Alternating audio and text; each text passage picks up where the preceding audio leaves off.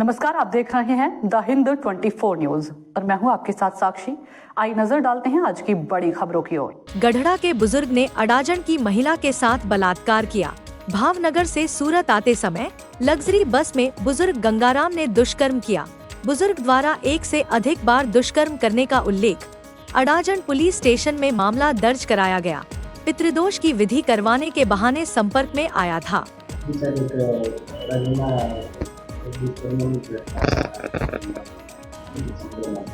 તારીખ 8/8/2025ના રોજ અડાજણ પોસ્ટેમાં એક મહિલાએ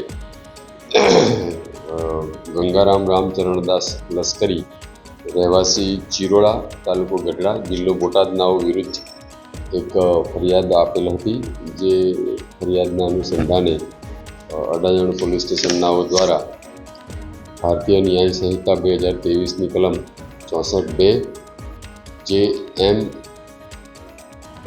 વગેરે મુજબનો ગુનો રજીસ્ટર કરવામાં આવેલ છે। આ ગુનાને કામે હકીકત એવી છે કે આ મહિલા એમના ભુવા જે છે આરોપી ગંગારામ રામચરણ લશ્કરી નાઓ સાથે તેમના કૌટુંબિક સસરા વિજયભાઈ હસમુખ નાઓ દ્વારા પરિચયમાં આવેલ હતા।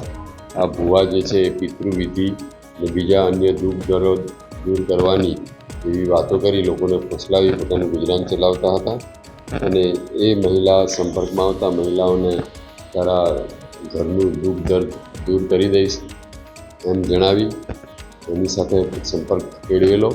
પછી મહિલાની શારીરિક તબિયત બગડતા મહિલાને કહેલ કે તારી શારીરિક તકલીફ પણ હું દૂર કરી દઈશ, તારામાં માતા આવે છે એમ કહી અલગ અલગ જગ્યાએ પૂજા કરવા માટે લઈ જવાનું બહાનું બતાવી સોનગઢ પછી સિહોરા તાલુકો ભાવનગર ખાતે લઈ ગયેલા અને તેની પટાવી ફોસલાવી વિધિ કરવી પડશે તેમ જણાવી તમારામાં માતાજી આવે છે તેમ જણાવી તેની સાથે શારીરિક સંભોગ કરેલો। આ ભુવાજી જ્યારે સુરત આવતા ત્યારે વેલંજા એમના મિત્રને ત્યાં રોકાતા હતા। ભુવો લાંબા સમયથી એ કરે છે, એમના વતનમાં એમના મંદિરે પૂજાપાઠ કરે છે।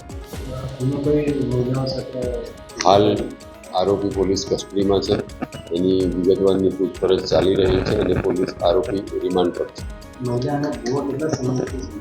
મહિલા સાથે 2024થી મહિલા સાથે સંપર્કમાં। देखते रहिए द हिंद 24 न्यूज।